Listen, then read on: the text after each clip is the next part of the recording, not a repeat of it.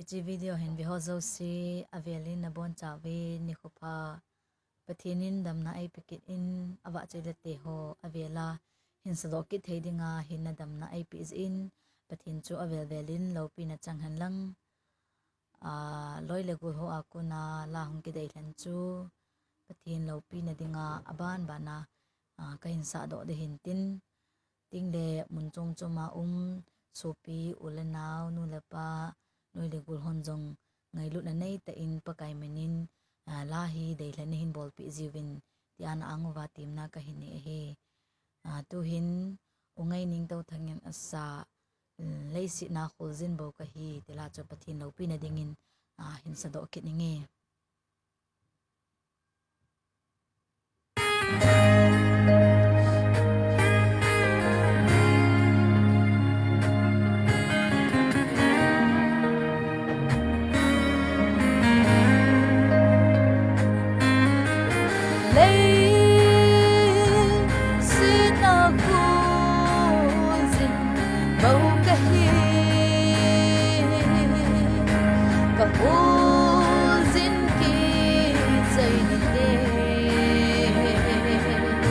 Bagay ng kozo ninge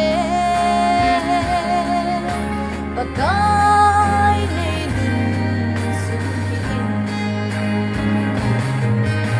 Hilay sedim na kacinta Kalhan ng bau ang ay zinge Nilhum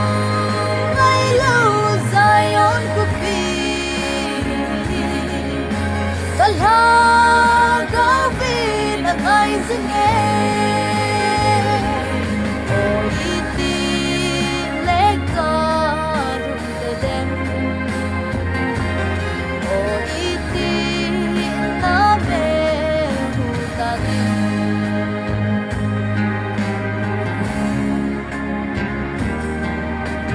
Lay sikim na dan hati masa melingi setinggal kau hidup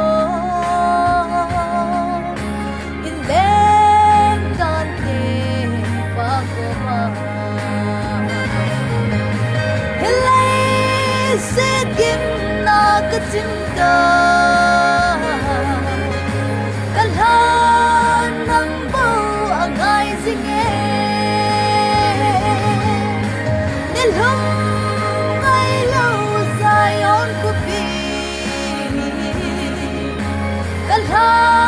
Kalhagawin ang ay zinge O iti lekan dedem O iti namerutalim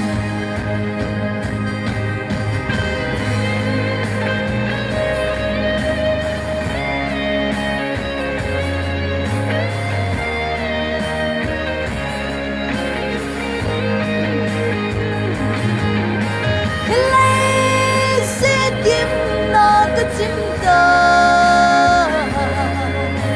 kalhan ng bau ang ay zinge